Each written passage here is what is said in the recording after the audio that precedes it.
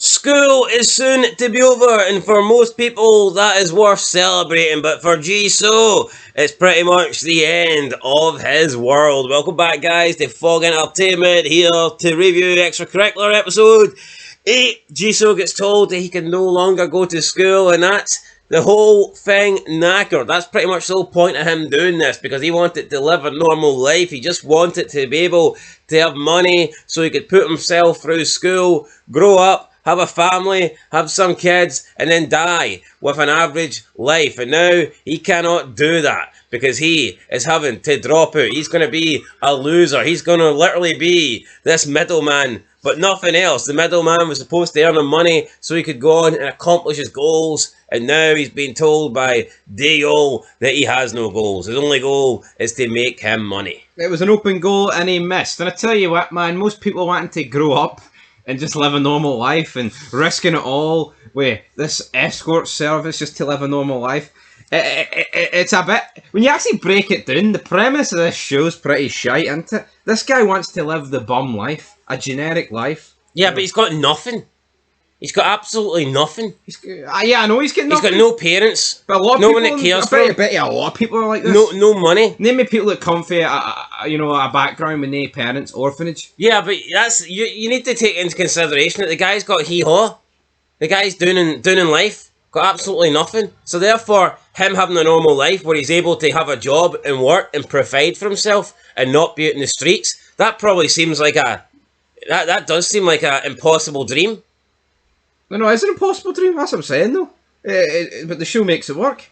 Whereas Whereas Gyuri's got rich parents and she doesn't want a normal lifestyle where she works at McDonald's or whatever. But if Breaking Bad was Walter selling meth so he could still retain himself as in the school as a chemistry teacher, you'd be like, what the fuck are you doing, Walter? I get what you're saying. Walter.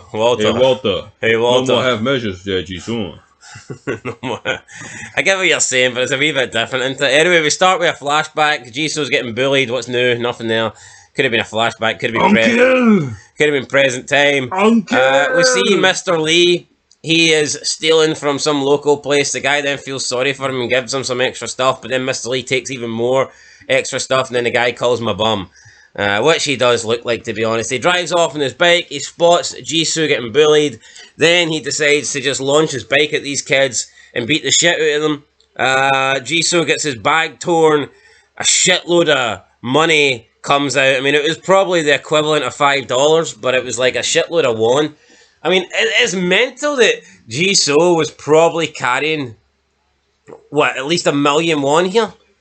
How's the average person carrying 1 million in cash? And it's worth a Greg's sausage roll, you know what I mean? It's just like, what's going on? Like, can you imagine if you walked down the street, though, and somebody's bag burst and £1 million worth of notes were flying about? Oh. Imagine the scramble. I know. I mean, here, though, it's just like... It's not even worth bending down to pick up. There was homeless people in this tunnel that didn't care. That's about 1 million won over there. That's not going to do me much good. I know. I'd rather enter Squid Games and die. Anyway, so we see Mr. Lee protecting him, and then Mr. Lee goes to sleep, and then this phone rings beside him. So this, I guess this is the setup where Jisoo was like, holy shit, this guy can fight. I need him on my team. He can be part of security. Mr. Lee. And he must get behind the scenes. He must get a wee fan together, and it's the A team. It's the one team. I wonder how he bought the fan. Maybe there was maybe there was like 1 note left on the ground that he picked up or something. A few drop, a fucking toy fan, man. no real fan. Interesting. Well, hold on. He got 2 coffees in episode 1 and a cake, and it was 26,500 won. That's fucking 26,500 won. In the UK, 26,500 can buy you a lot. I hate it. I mean, you used to be able to buy you a house for that. Yep. Right, maybe the house prices are the same right now. What is the lowest note you can get? Now, we used to be able to do pound notes, right? But what is the lowest form of change in Korea? I think Korea is a cashless society, isn't it? I mean, I'd say so. Yeah, no, that's where it doesn't really. Well, what would I say is the lowest amount? I'd say maybe 1,000. Yeah, even 100 is far too low. I think, just 100. Like because 100, you'd be carrying way too much notes. 26,500. Do you think they even have coins? 26,500, right, for 2 cakes and a drink, or 2 drinks and a cake, whatever. I mean, that sounds like about 13 quid here in the UK. So therefore, if you're looking at 1,000 of that, sounds about £1. Let's figure out how much that is. I mean, we can figure out how much it is, but the fact of the matter is this: there is no surprise to me that there's countries out there that are pushing more for a cashless society than others, and it's for all the dumb cunts who've decided here we're going to have cakes and drinks cost 4 billion, because no, that's a mess. I mean, here in the UK, if you get 2 coffees and a cake, I mean, you're probably looking at like what, $3.50 each for a coffee, and then a cake's about what? 20, oh, wait a second. So 20, it would be, let me see. It would be, we're closing in. We're closing in. £14.93. Is that good for 2 coffee? That's about the average price, to be honest. Yeah, if you went to Starbucks and you're getting a nice slice of cake, probably costs more. Don't go to $1 though. $1. So yeah, money's fucked basically. That's pretty much the gist of it. Everyone's struggling, guys. Even Fog Entertainment. So if you want to leave a wee super chat or a like or comment or, we're not getting 26,000 a month. I'll tell you that much. Yeah, imagine someone sent you a super chat of 26,000 won and you didn't read the one pit and you thought you were minted. Remember that time that Colin sent? Imagine it was just 222 won. I know. 5p, couldn't you? Fuck off, Colin. Anyway, right. So Gyuri tells Jisoo that she's going to handle things then, since he's complaining. She then leaves. We see her getting suited and booted with a wee knife, and Jisoo, his weapon of choice is a taser. So it looks like they both plan on visiting Daeyeol, and they both got different weapons, different methods of what they're going to do. But Jisoo, before he can get to Daeyeol, he bumps into Minwee, and Minwee talks about the compensated dating and that she's going to do the right thing. She's going to tell the police. But Jisoo's like, nah, you can't be doing this.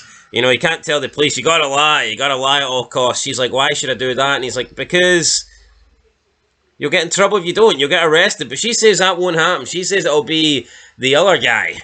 The guy that takes all the money. He'll be the one that's truly fucked. And that she'll get off with a slap in the wrist, pretty much. So, yeah, Jisoo, he is the other guy, though. So he knows that that can't happen. That he needs to get her to lie. She cannot tell the truth. He then tries to blackmail her into saying that, well, if you tell, maybe something bad will happen to you. Maybe the one that takes the money will come and kill you, which is very possible. Snitches get stitches. I know, it's possible, but I mean, he's dug himself a hole so deep here. I mean, that's like, as we touched on at the beginning, folks, alright? Just want a normal life. Now there's jail time getting mentioned, kidnapped against his will. Arm almost sewn off. Fuck it, he needs to reel it in. He needs to think of an end game. After only 8 episodes. It was all going well until he fucking lost his phone, but, you know, what can you do? All lost a phone. Yeah. Gyuri then speaks with Kite, and he wants to know, did she know? And she does, but she says she didn't tell anything because it's not up to her. Basically say something about a girl code, and he's not happy about it. But, I mean, who cares about him? He's an arsehole, he's a jerk, so I don't care if he's happy or not, to be honest. He's an arsehole. Kite, so aye. He is an arsehole, isn't he? I mean, what is it? Actually, fuck it. Is PUBG the most popular game in Korea, by the way? It would seem that way because later we see KT gets one of his little minions, one of his little bully victims, to basically go through all the chat rooms, seeing if can you see this girl? Have you found this girl? Has this girl worked for you? So we see him sending the images of Minwee, and then Gyuri gets a message on her phone, and she obviously now knows that Kitai is on the lookout. So, I mean, it's coming down fast here. You're getting Kitai, he's on the lookout. You got Daeyeol, who's a madman demanding money. You got the police closing in. Lots of shit going on here. And this once successful business is falling apart. And, I mean, it all really happened when Gyuri got involved. I think when she came in, they had like a 5-minute success spell. And, I mean, everything was going fine until she stole his phone. Yeah, she should have definitely just put the phone down, but yeah, it doesn't make for an interesting show if the business just goes clean and they're making money and making millions of pounds, millions of won that result in about $5. And also, I mean, it is technically her fault because he would never went to the restaurant that day to pay 26,000 won to have a coffee and a slice of cake. if it wasn't for her. Therefore, he wouldn't have took the day off. Therefore, Minwee would not have went and done that job and had no backup, and therefore he wouldn't have had to call the police. So, I mean, it's all spiraled out of control. I like a good story that spirals out of control. He'd have been better off just being a loner and telling telling fucking his little teacher that, here, I don't want to leave the house. I don't want to join your Problems of Society club. I've got enough problems of my own. That's what, that's what it is. That's what he should have said. He should have just been honest. Look, Problems of Society club. Here, I've got problems. No money, no parents. Have to pay for my own school tuition. Have to pay for my own school uniform. Have to pay for my own rent. And I'm only a fucking minor. So how about you back off, you prick? And you and Gyuri can sit there and put salt on your fries over the problem club, and I've got my own problems at home. How shite's that? Oh, the problem club. Problems of Society club, but still. I know, but you know what I mean. What are two nerds gonna fucking do to solve the society worldwide, man? You know what I mean? With their wee wand. They're 26 and a half on. Nothing. Nada. Hee-haw. Aye, so he should have just been like, you know what? But it's a shame thing. Maybe it's like he doesn't want to say anything because the shame of not having two parents that care about you. Well, I mean, that could be it, like, but here, he's parentless, he's an orphan, his father's a jobber. Let's get into the rest of the episode. We just fucking buried the guy there for about 5 minutes. Well, it's not his fault. He was dealt a bad hand. You know, this is like when you're playing poker and you go all in, and they give you a 2 and a 7, non-suited. It's like what can you do? True. What can you do? What can you do, man? Mr. Lee wakes up inside the hospital and Jisoo's there because he went with Minwee. Mr. Lee tells him, we were just unlucky. Now, I don't know if he was still concussed here or whether he even knows that Jisoo is uncle. Not too sure, but I think this scene would maybe suggest that he was, but rather than actually explaining anything or going in depth, he just kept saying, we were just unlucky. Unlucky. Unlucky. Unlucky. Unlucky. Unlucky. So, yeah, Jisoo then leaves him a phone though, so he got a new phone. Guess Uncle's back in the game. And I guess if he remembers this, then he will remember. Like, well, here, unlucky boy, he gave me the phone. Put 2 and 2 together. Yeah, so Daeyeol phones Jisoo and he sets up the meeting. He wants to sit down with his boss, so we see Jisoo gets there. Gyuri arrives at the restaurant. She's got her knife on her. She goes in, but she spots Jisoo there, so obviously he's beat her to it. And at this point, Jisoo has said that his boss can't make it, so that kind of gives away the plan. She can no longer admit that she's the boss or pretend that she's the boss because, according to Jisoo, the boss isn't available. Plus, I think it makes sense if Daeyeol thinks that the boss is some like big, I don't know, 50-year-old Korean guy with an army of hundreds rather than some girl that's in high school. But no, I mean that's pretty much it though at the end of the day, and we'll see how it goes. Yeah, Jisoo is there pretty much to explain business. This Daeyeol guy's got a fascination with eating. He's like, eat, you gotta eat the fried rice. Bit of a walloper, like, isn't he? He's a fucking moonbeam. He's a moonbeam midget who, when Mr. Lee wakes up, I'll just fucking deal with him in about 3 seconds. I think he has a funny character, but he's not really it doesn't strike me as an underground boss. Like, nah, definitely not. He deserves to be underground. 6 feet under.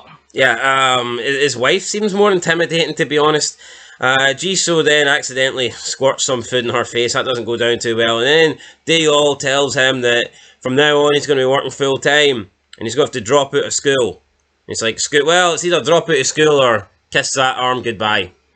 Yeah, right. I mean, tell you what, man. He probably would have fucking died. See where he was cutting his arm? It wasn't a wee diddy part of the arm, like it was the top end. He was cutting off at the shoulder, like, for fuck's sake. I know, it was a full shebang. So, but yeah, I mean, he took this pretty bad, didn't he, man?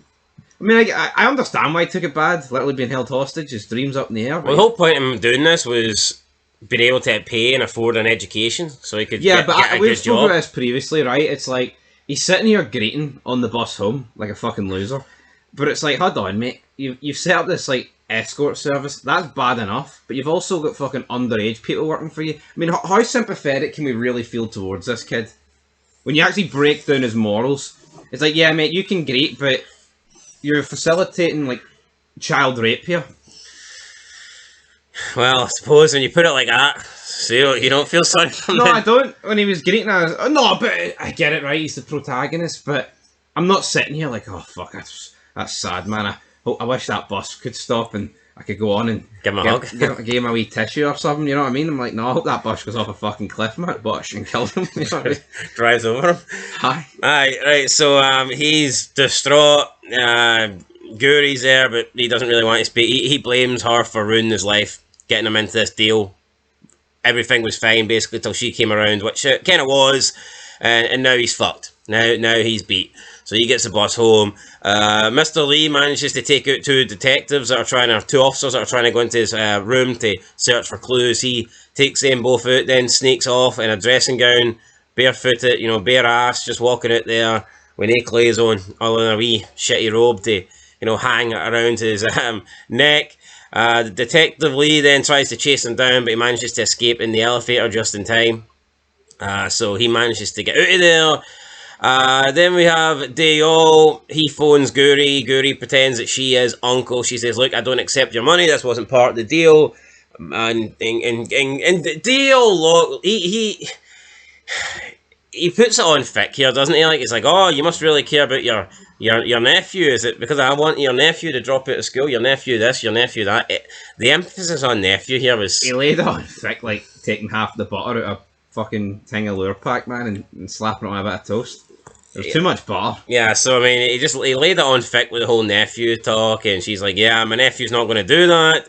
And then he reveals, you know what, yeah, you actually sound pretty grown up there for a kid. You almost had me fooled. And little known to Gyuri, she turns around and there's a car there, and they jump out the car, kidnapper, cloth over the mouth. I'm not quite sure what that is, but I guess it's a drug that wipes you out, cleans you out, knocks you out. Aye, chloroform. Chloroform, that's the one. Undertaker used to use. Oh, aye, that's the one there. So she gets kidnapped after she put the money in at the school. So yeah, she hid the money in the school. There was a tracker inside the money. And we got a wee scene where they talk about the tracker being from America because South Korea can't invent any of this good shit. So some pop culture. We even got a Dexter reference not that long ago. So, anyway, that was it. Kidnapped at the end, and yeah, we'll see what Jisoo does next. He doesn't even know. He's away home crying. He's down and out. So, probably episode coming up. But that was it for episode 8. Mr. Lee, he's out. He's ready to go. Not in great shape, but at least he's out the hospital. He's escaped. He's no longer in police custody, and he can try and get his hands on Daeyeol. Yeah, he can get his hands on Daeyeol. Looking forward to that. 2 episodes to go. It's a shame there's no... I mean, it's hard to get invested in this show and, this is it.